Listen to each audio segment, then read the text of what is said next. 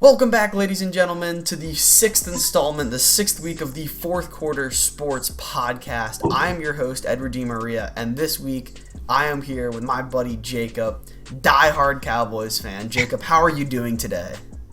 After that week performance, week 5 performance, and Dak and the injury, it's been better. Yeah, Let's just put it that way.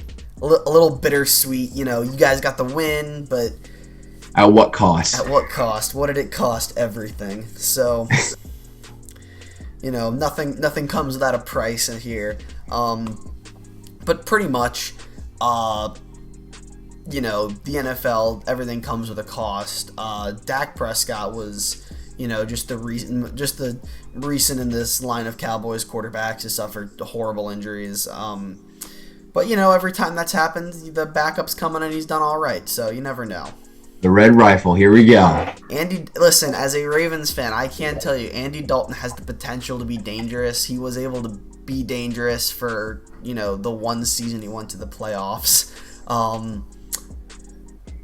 But I don't. Dallas is good and they're a good team, so I think they'll do fine. So we're heading into the sixth week of the NFL. Only one game got canceled this week, and it was Patriots versus Broncos. And only one game got pushed back this week, and that was Chiefs versus Bills, which is a big Monday night matchup now, as opposed to it being a big Thursday night matchup. So, but in relation to teams getting games moved around, one of the teams that, a lot of people were, I don't want to say sleeping on, because I don't think anyone really was, but the Titans were sitting at, 0-4, or 0-3-0, or 4-0, one of the two. It was 3 and 3-0, Yeah. and then they go in and they beat the Bills, who were, supposedly a great team. Josh Allen looked like rookie year Josh Allen again. Whatever the Titans threw at him just worked. Derrick Henry. You want to talk about that stiff arm? Yeah. They kind of just stalled. And whatever they did really worked against them. So, yeah. All right, but besides from that, I'm just gonna go ahead and hit the. Oh, okay, I missed it. That, and then that. There we go. Is it gonna?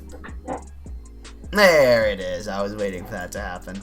So, if you don't know how this works, you pick every game, then you need a lock of the week. The locks of the week cannot be a team that was picked by any of the previous guests.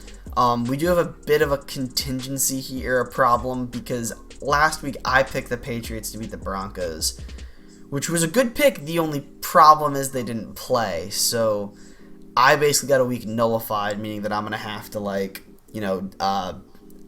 overcome that little deficit, but last week, Chad picked the Steelers over the Eagles. It was a little closer than I think people expected, but that hit, so the guests move on to 4-1. The only game that hasn't hit so far was, I believe, the Colts in Week 1 lost to the Jaguars for them. And I'm still sitting at 2-2. Eagles missed, and I think the Bears missed against the Colts last week, or 2 weeks ago. So you're going to need one of those. I'll ask you at the end, so I'll give you some time to think about it. So just getting into it, one of the as we were talking about, the Tennessee Titans are playing again this week. They've gotten their COVID cases down, and they're playing the Houston Texans this week. So who you got? Okay, Texans have a 70-year-old coach, and Titans have Derrick Henry. I think I'm gonna go with Titans. The Titans, yeah, I'm gonna go with the Titans. Because there were definitely a lot of questions on how the Titans were able to come back from dealing with an outbreak of this pandemic, not being able to practice, some of their best players getting caught practicing when they weren't supposed to.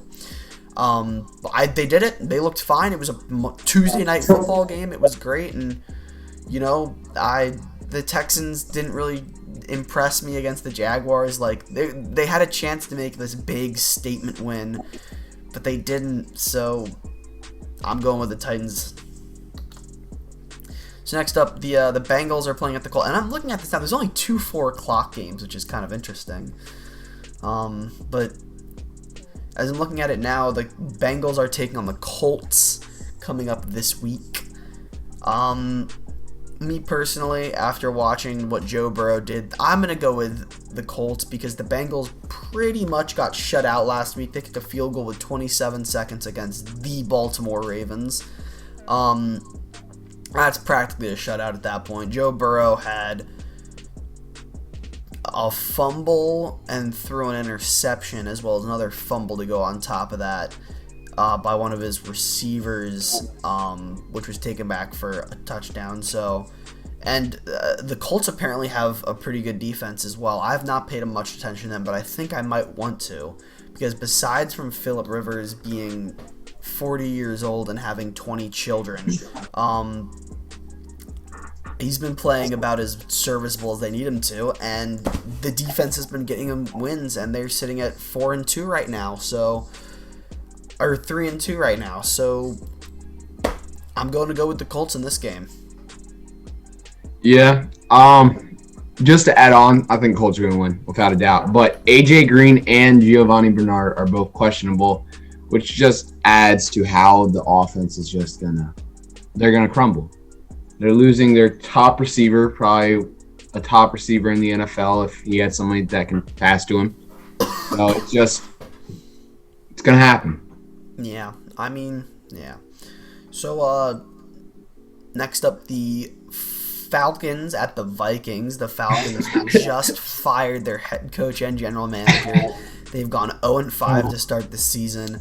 They've honestly wasted the career so far of what has been a phenomenal wide receiver as well as a pretty good quarterback, not to mention some other defensive pieces in Keanu Neal, Deion Jones. So I really don't think that any of them were the problem, and I think that the Vikings are going to give Atlanta their first win this week. I think that after last week they learned that if they just give Todd Gurley the ball, run and then work in some play action, get the ball to Julio Jones, Calvin Ridley. Julio Jones is playing this week.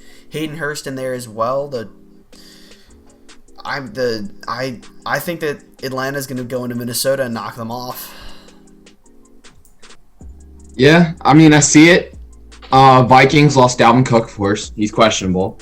But the Falcons are also the Hayden Hurst and Julio Jones are both questionable. So it's going to be an interesting game. I think Falcons have an opportunity to win. The Falcons have had an opportunity to win for the past 4 games. But, they're going to be at US Bank Stadium, which means Vikings are at home.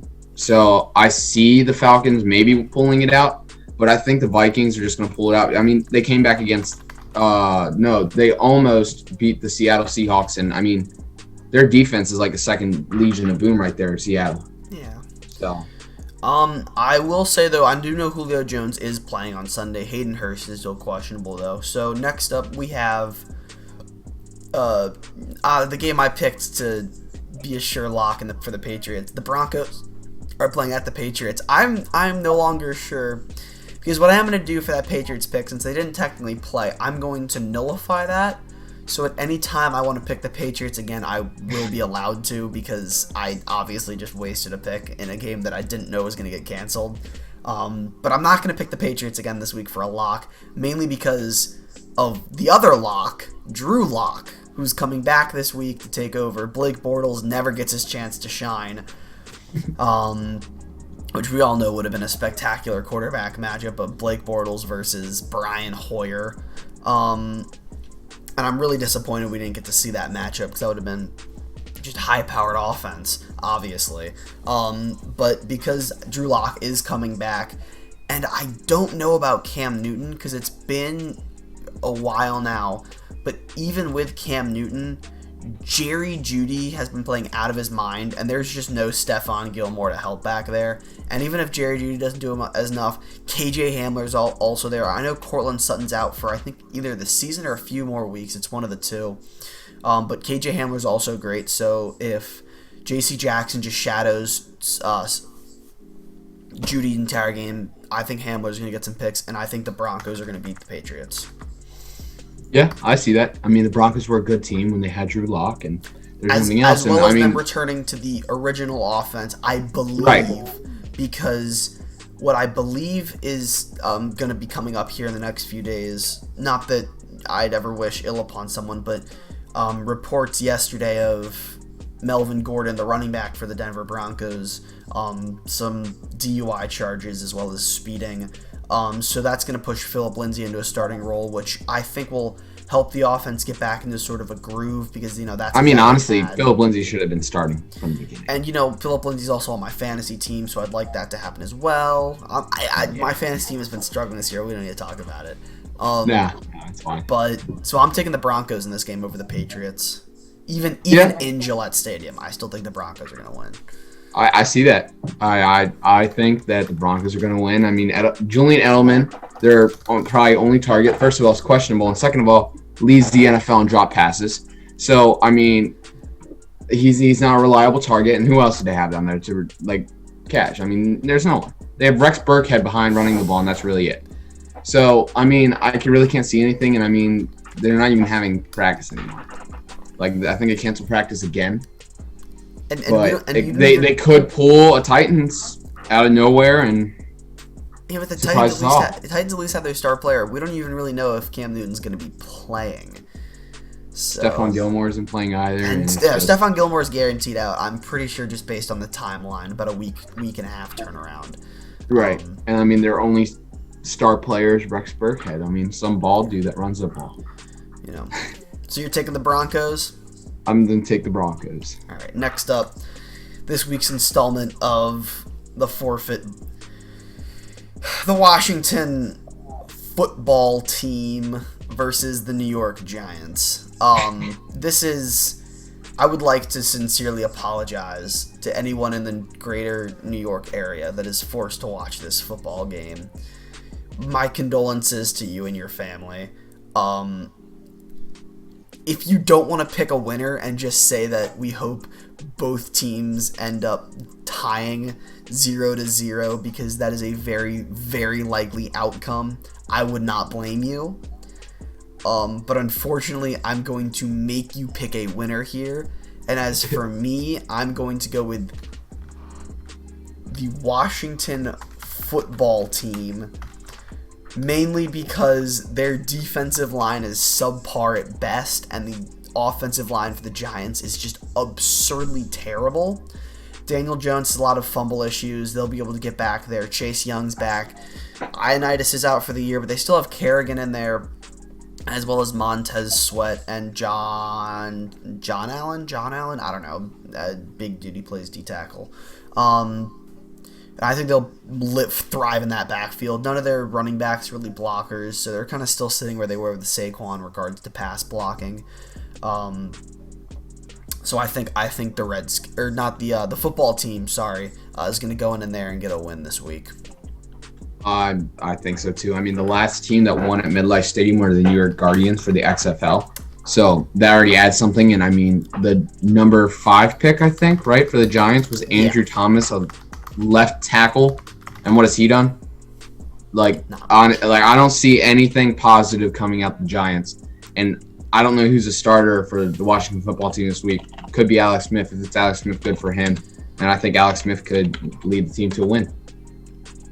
So next up, the Ravens are playing the Eagles. I'm not even going to ask you. So the Ravens obviously came off of a very interesting win last week against the Bengals. That was a sad performance by Lamar Jackson. They shut him out 27-0 going into with 30 seconds left on the clock in the game.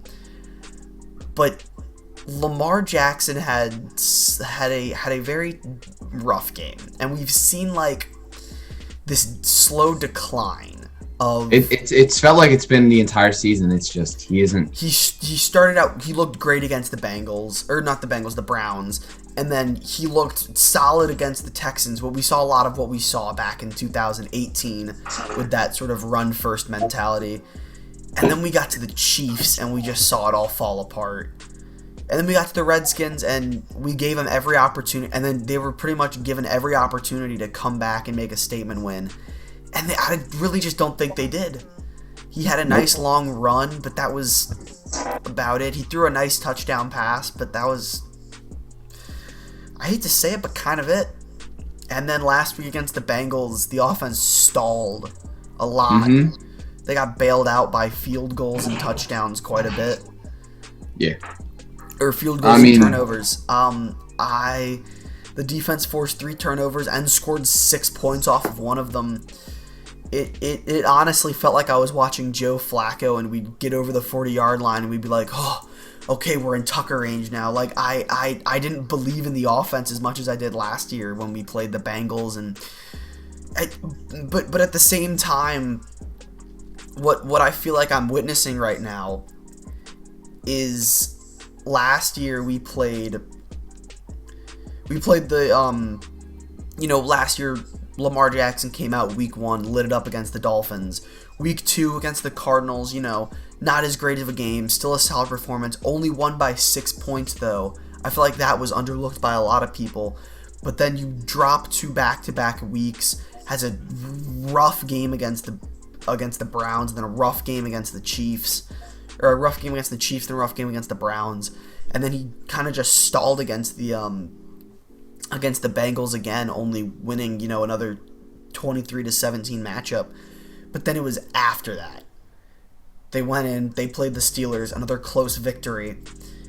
And then after that, it just started clicking and things got going, the wheels got turning. And I'd really love it if that was the case this year. I'd really like to see that, we experienced, instead of 2 back-to-back losses to the Chiefs and Browns, which were both, quasi-close games. The Browns not as much, by 15, only 4 to the Chiefs. We got blown out by the Chiefs on Monday night, and then, Lamar Jackson kind of had that stall game that he had against the Bengals, and I'm hoping, or he had that stall game against the football team that he had against the Bengals last year, and I'm really hoping that this week against the Eagles, he can seize this opportunity and light it up and just explode onto the scene. I really need this. Yeah. As a Ravens fan, what I've seen the last couple of weeks from Lamar Jackson has not been promising. He hasn't looked like the reigning MVP. And also my fantasy football team needs it, if I'm being honest with you. But I'm still going to pick the Ravens because of how dominant their defense has been. Arguably the number 1 defense in the league. It honestly looks like it just got better from last year, something that not a lot of people thought it could do. But talking about great defenses, the Pittsburgh Steelers are at home against the Cleveland Browns, the Ohio Orange football team. Another interesting matchup here. The Browns at 4-1, and the Pittsburgh Steelers at 5-0. I think that the Steelers' offense is million times better than where it was last year, mainly because of Ben Roethlisberger coming back. People are 100% sold on Chase Claypool right now. Next Calvin Johnson, next Megatron. Being a Notre Dame guy, I 100% can see where they're coming from. But to put standards on someone like that, it just is setting them up for success. He could go off for 6 catches, 60 yards, and a touchdown, and people would be like, really? Because you're holding them to such a high standard now. And maybe people are, maybe people aren't. But when it comes to the Steelers offense versus the Browns defense, and the Browns offense versus the Steelers defense is good. Nowhere where we thought it was going to be. I can definitively say that now. I mentioned it a week or 2 ago. They've kind of been stalling. The Steelers defense is nowhere near as good as people thought it was going to be. And the Browns offense is nowhere as bad as people thought it was going to be. So I think that gives the Browns the competitive advantage, because the defense doesn't need to play great for the Browns. It just needs to play good enough to give the offense a little bit of rest. If that offense starts firing on all cylinders, I think that the Browns have a good chance to win this week. I agree with you. I mean, the Steelers, they're 3-4-1 or 4-0, right? It's one of the two. The Browns are 4-1. The Steelers are 5-0. Yeah. So I mean, the Steelers are undefeated. I mean, their defense, like T.J. Watt. I mean, it's unfair. But I mean, you look at the Browns; they're red hot right now. They got OBJ, who, as soon as he had that big game against the Cowboys, is now popping off. He's Cooking. He's just good now. And I mean, I think the Browns can pull it off. They are at Heinz Field, which is kind of scary. I mean, the Steelers are at home, but weren't the Steelers the same team that had a pretty close game against the Broncos with who was their backup? Jeff Driscoll. Right. So that's exactly what I mean. They had a pretty close game with Jeff Driscoll. 21-26, Jeff Driscoll. And for most of that Eagles game last week, Carson Wentz was looking competitive. Yeah. So and I mean, the Eagles, their mascot's now a crutch. Like, the entire team is injured. So I think the Browns can do it if they can try to get it to OBJ as much as they can, and then as soon as they see, okay, they're going to OBJ, just get it to Jarvis Landry, and we win a game. We win the ball game, Yeah. All right, next up, we've got the Chicago Bears visiting the Carolina Panthers. The Panthers confuse me because you look at them on paper and you're thinking 8-8, 7-9, maybe, but you watch them play. Even with Christian McCaffrey, you're still looking at 8-8, maybe. But without Christian McCaffrey, your hopes drop to 6-10, 5-11, maybe 4-12 if you really play that bad. But Teddy Bridgewater, cooking. DJ Moore, cooking. Robbie Anderson, the executive chef. They are serving W's on a silver platter. The defense, good somehow, even though they lost Luke Kuechly. Right. Random guys playing running back, doing basically what Christian McCaffrey does, but not as efficient. I'd say they're still getting the job done. Panthers. That's all I got to say.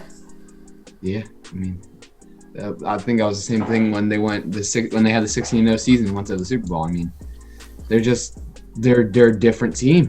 And the Bears, I don't want to speak bad on the Bears, but I do want to speak bad on the Bears because the Bears played the Colts. I mean, they lost to the Colts, and Colts have Phillip Rivers, but their starting quarterback is Nick Foles, and then their backup's Mitch Trubisky. Both people that are like the laughing stock of the NFL right now. I mean, Mitch Trubisky was taking over Patrick Mahomes and Lamar. No, it was Deshaun Watson, right? Yeah, Deshaun Watson and Patty Mahomes. And I mean, but hear me out. Who are Panthers? What does the Panthers secondary consist of? Who are their cornerbacks? Eli Apple and what else? Dante Jackson. So, I think that, surprisingly, they're doing good. But I think if the Bears can somehow figure out how to get their passing game going on nice and right, they can win this game. So, you're taking the Bears in that one? I'm going to take the Bears in this one. All right. We got a couple of dud games here, so I'm not going to talk much about them. Detroit at Jacksonville. Jacksonville got a nice little shootout with the Texans. Still lost. Detroit had... The Lions have been having a very interesting season. A lot of people thought they were going to bounce back this year, but when your starting three cornerbacks have been out for a while, there's not really much you can do about it.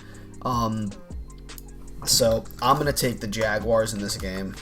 Take the Jags? I mean, Duval, man. Duval. I mean, who was the Detroit Lions' third-round pick or first-round pick? They took third overall pick. Jeff Okudah. He hasn't. I don't think he's played in one game, and he got torched by DeAndre Hopkins. Right. So Randall or Devontae Adams. Yeah. I'm gonna put Duval. Yeah. Alrighty. New York Jets at Miami Dolphins. I would say if there was a week that I strongly believe that the Dolphins were gonna do what the Ravens have been doing, what the Ravens did to teams last year, and that's blow teams out by enough that RG3 came in. I genuinely think that a primetime game at Hard Rock Stadium, I genuinely think we might see Tua in the fourth quarter this week. It could get ugly. Listen, they're trying to find an excuse to put Tua in, but I don't know what Ryan Fitzpatrick is taking, what drugs he's taking, but you better give me some because this man is red hot. All the pixie dust. Red hot. I think Tua's going to be in by half. By the half. I think Tua's going to be in by half. Look at the Jets. You're right. They got rid of Le'Veon. Arguably their two best players. Bell. They got rid of their best player before firing Adam Gase. Yeah. Alrighty. Green Bay Packers at the Tampa Bay Buccaneers. Aaron freaking Rodgers has been on a tear this season, taking no prisoners and asking no questions. It does not matter who you are, where you're from, or whatever. He's going to drop like 35 points in your head every week.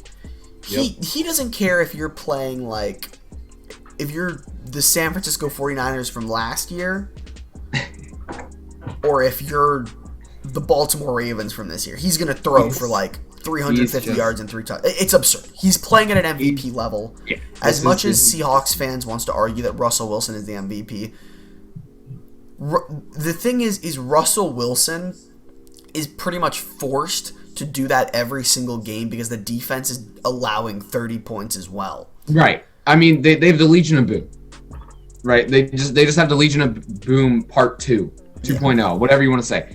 But Aaron Rodgers, he has Devontae Adams, and what other wide receivers does he have? The guy is just built pretty much different. Everyone else is on IR. I mean, pretty much. And like, Aaron Rodgers doesn't have to go out and score 30 points a game because, not because he needs to, because the defense is giving him points, but because he wants to. He does not care. They drafted his replacement in the first round. Right. That's the exact thing. Is that he doesn't care what's going to happen because he already knows that they have his replacement. Management tried to light a fire under Aaron Rodgers, and Aaron Rodgers grabbed the burning log with his own bare hands and threw it 70 yards to Devontae Adams down the field. And that is why I'm going with the Packers this week. I'm going with the Packers. Anybody could go with the Packers. I mean, Tom Brady's been... Tampa Bay has been a bust recently, and it's sad. They have so much talent, and it's sad that they're being it is 100% a chemistry thing. There's no way you can have that much talent and be sitting at 3-2 right now. 100% a chemistry thing. Yep, I totally agree. All right, Sunday Night Football, Rams at 49ers. 49ers, get your shit together. Rams. That's all I got to say. Rams. 100%. You can't lose by 46 points by the Dolphins is what they put. That's absurd. That's... Rams are just good. 49ers let the Dolphins beat up on them, and the Eagles. Alrighty. We're gonna skip over the Chiefs Bills game for now, because we'll be coming up later. Arizona Cardinals are taking on your Dallas Cowboys and at home. The Red Rifle, Andy Dalton, who was kind of cooking with Michael Gallup last week, and I'd like to see that connection. I'm just saying, flourish a little bit more. 100 yards. It may or may not be because, I want Michael Gallup to be good. It may or may not be because he's on my fantasy team. But, I want to see a little more production out of Michael Gallup this week. Maybe, 6 catches, 140 yards, 3 touchdowns. Nothing too much. I think the wide receiver battle that we're seeing is what we all predicted when they drafted CeeDee Lamb. We have two good they're almost too good to play in the NFL wide receivers. One of the best route runners in NFL history right now. And then you got CeeDee Lamb, who's catching for 100 yards every game. And then you have Michael Gallup, who doesn't get that many targets because they have Amari Cooper and CeeDee Lamb. So, but our secondary. The defensive secondary is the worst secondary in the NFL. They can throw the ball up in the air. It'll be caught. So, here's my issue with the Cowboys. Here's the reason why I'm picking the Cowboys this week. Cowboys offense, explosive. If Andy Dalton can get cooking, he'll cook. Yeah. The defense is terrible. Past the front 7, terrible. Right. But as soon as you pass Jalen Smith, Everson Griffin, and DeMarcus Lawrence, you're going to the house. We have Trevon Diggs and Chidobe Awuzie, and that's it.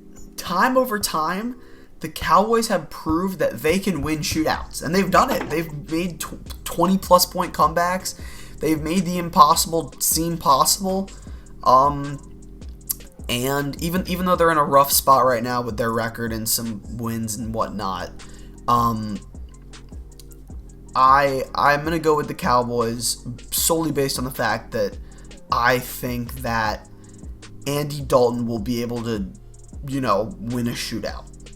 Yeah, I mean, Andy Dalton has something to fight for. There's a lot of people that are saying that he's nothing, and I mean, Kyler Murray is Dalton's nothing. You're getting right. 60 points. I'm saying that Kyler Murray is a mobile quarterback, and I think that with a really good running defense, we can shut down his mobileness. And now, who does he pass to? DeAndre Hopkins and Larry Fitzgerald. I mean, the old man. So, but I think we're gonna get to him before. Though. He does have some hands, but he is an old man. Alrighty. So next up, the final game, the big one we've all been waiting for. Chiefs at Buffalo. We're going to take it to the polls right now. Who's winning Monday night? Surveyed y'all. 64% went with the Chiefs to beat the Buffalo Bills. And so for that, my pick this week, not because of the polls, but because the Chiefs are actually going to win, are the Chiefs. Because that's it. That's the only reason. They lost the game, and now they're going to win the rest of the season. They lost a game, and that's really unfortunate for everyone else they have to play this year. Honestly. Like the Raiders, I don't know what they did, but no one else is going to be able to replicate it. And Patrick Mahomes, now he knows that he lost a game, is going to go tear up the entire NFL. So, Chiefs back-to-back, somewhere, once again, I gotta say it because I said it last week, somewhere Patty Adams is quivering, looking down on us, watching us double down on the Bills losing. So there's all the picks for this week. You need a lock of the week, though. I need a lock of the week, though. I'm going to burn my easy pick for lock of the week this week as 9.5-point favorites on the road. 9.5-point favorites on the road. I will be picking the Baltimore Ravens to beat the Philadelphia Eagles. I have not picked the Ravens yet this year, and I'm locking in here in week 6. It's it might be too early because they still got the Jaguars and the Giants to play, but I'm taking them. I'm taking the Ravens this week. So I will remind you now, the teams you cannot pick are the Colts, Cardinals, 49ers, Ravens, and Steelers. Okay. So, I think I'm going to lock in my pick. Here. So, Hard Rock Stadium at home. Ryan Fitzpatrick starting on it. Fitz magic, baby. Dolphins over the Jets. The Dolphins over the Jets for the lock of the... Not once. I think if you came to me 2 years ago, looked me dead in the eyes and said, Edward DiMaria, in 2 years... It was the last week. You're going to have a sports podcast, and someone's going to lock the Dolphins midway through the season. I might have honestly knocked you out on the spot and be like, this is an imposter. Dropped him right there. I'm sorry. They held the Seahawks to 31 points. And they scored 23. And do you see how close the Bills game was? 31-28. I can't argue with your logic. The Dolphins defense has been surprisingly good this season. And I mean, after that performance against the 49ers. Oh my goodness, yeah. Yeah, Devontae Adams has been a stud. Preston Williams came back from injury. He's been playing pretty solid. So I've got nothing. I support that pick. But as for the rest of our show here, we're going to review the rest of those Instagram polls, so I'm just going to go ahead and go like that, and it's back to just us. So I'm going to go ahead and I'm going to review the rest of those polls here. So the big one, obviously, the first one here, is LeBron James the greatest NBA player of all time? Last week, he was able to capture his fourth title. Because Kobe has 5, right? Beating the Heat in 6 games with a dominant performance, winning his 4th Finals MVP as well. What do you think? Because I have my opinion. What, is the greatest of all time? Yeah. I I gotta agree with you. I mean, if not, he's in the top 3, 100%. I mean, besides MJ and Kobe, who else is there to really compete with him right now? Yeah. You know?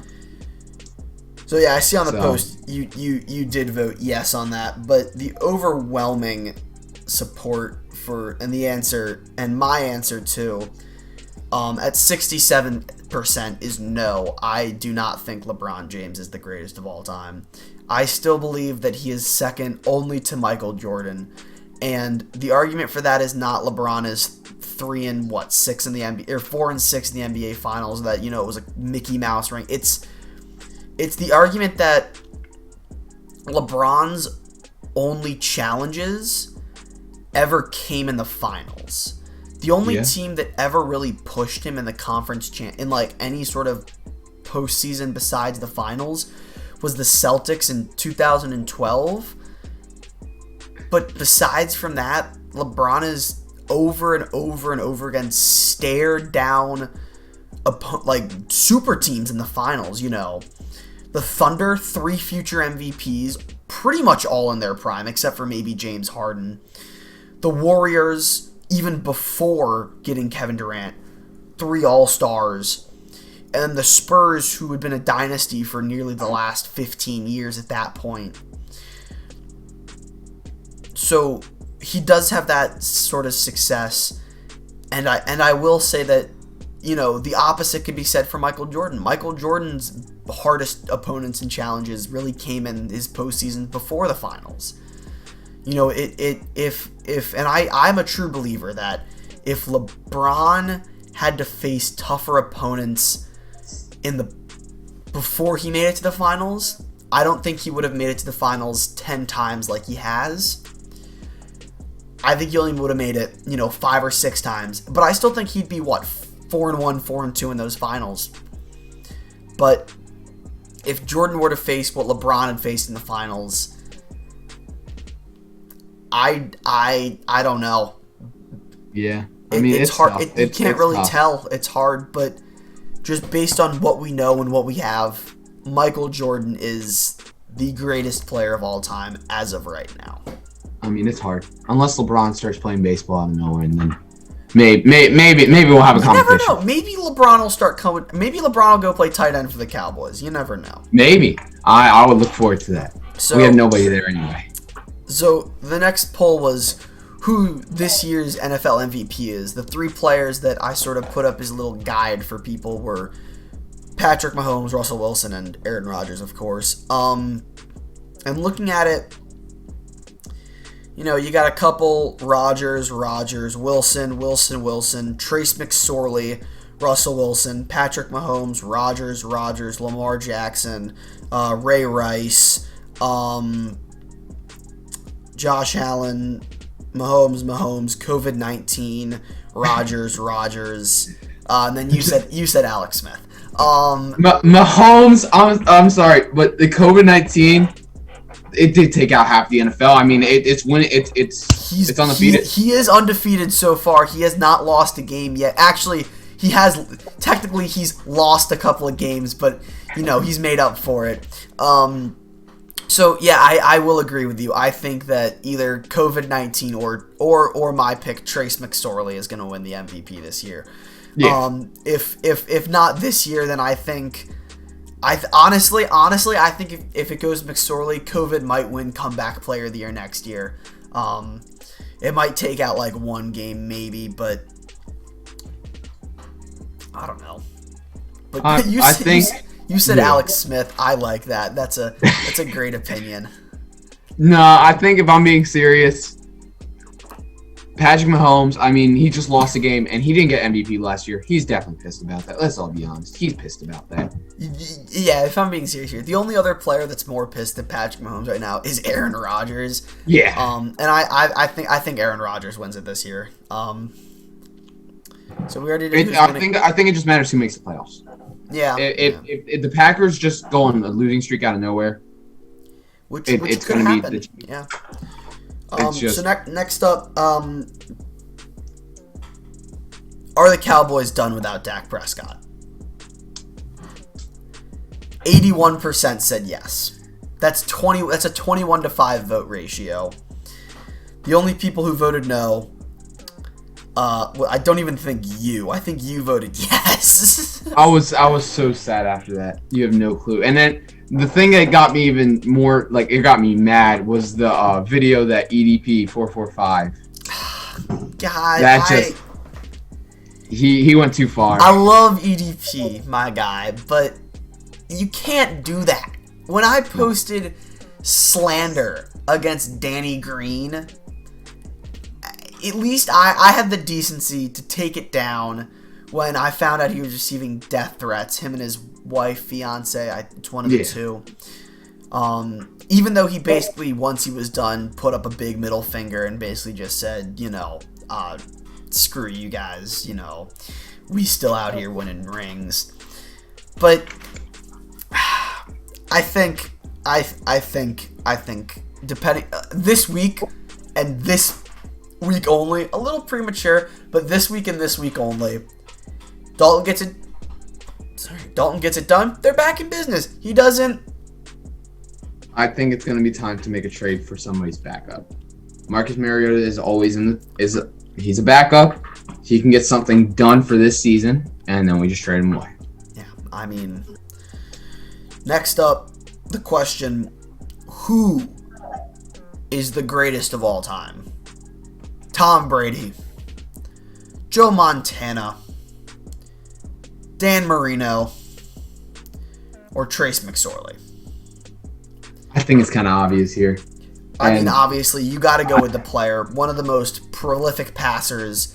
He's led, some of the greatest offenses to ever exist in football. Obviously, with Joe Montana, it's a little biased because he had to play in that West Coast offense. But, East Coast guys are just built different. Phenomenal player. Multiple records for his team. Obviously, the greatest player of all time is Trace McSorley. Not a doubt in my mind. So just let it play. 100%. I mean, the guy's going to win. Give it to me. Just a kid from Briarwoods, I'm wearing number 9, and Coach Franklin down at What more can you say? Honestly, the true GOAT. Hasn't even taken a snap in the NFL. Doesn't even matter. Trace McSorley outvoted the other two, 15-11. Who's Dan Marino? Honestly, who's Dan Marino? I don't know. Some dude that played for the Dolphins, never won a Super Bowl. Tom Brady, never heard of that guy. That's just some old guy that plays for the Buccaneers. So that's all we have for football. A short flash. I'm getting a little cool. Quick flash sports segment here as we're wrapping up. The NBA, obviously, their season is over. The Lakers are your NBA champions, beating the Heat in 6. The draft is coming up. Not much more to recap that. So we're gonna be done with the NBA here until they return. I'd assume sometime in January. Jalen Smith is in the draft, yo. You never know. MSJ representing. Yeah. He's going lottery. The MLB is just starting to get interesting. People are actually going to start watching that now that they're in, the only part of their season that actually matters. The MLS... They are allowing fans too. Yeah. They are allowing fans. Every single week I put the MLS on here, and every single week it includes the exact same standpoint. Who actually cares? The only team I know is the Seattle Sounders. On my phone, it reads, who actually, you can't really see it too well, it reads, who actually cares under the MLS? Because who does? Why would you watch an inferior sports league? It's like the You know what? No, we're not going to go there. Honestly, look, the only person I've ever met that actually watches MLS soccer is Barzin, and that's it. That's it. The only person. And he's a DC United fan. I don't get it. I don't understand. Alrighty, well, some interesting picks here. We agreed on pretty much every single game except for Panthers, Bears, and Falcons, Vikings. So it'll be a little interesting. not once did I ever think that you could sit down and tell me that someone's going to pick the Dolphins and the Ravens in the same week to be locks. I don't understand that. Fitzmagic. Snorting some pixie dust over there. Whatever he's taking, I need some of that. Give me through midterms. Alrighty. Especially with Phil. Okay. Oh, yeah. But, I guess that's all that I've got for you. Thanks for coming on. It was a great time. Great time. I wish Andy Dalton the best of best of luck this week, as well as you. Red Rifle. I'll make sure to send a couple of sponges your way to soak up some of the tears. Okay. The Ravens don't play in prime time for another 3 weeks, so you've got a little while before you just send me those. If the Ravens lose to the Eagles this week, I'll go jump into Ego Alley in downtown Annapolis. I will. Honestly, I actually will. That's pretty much it. So, thank you very much for watching. I'm Edward DiMaria, the host of the Fourth Quarter Sports Podcast. Somehow we made it to 6 weeks of this. I have no idea with my work ethic. But thank you so much for watching, and I will see you next week. Adios.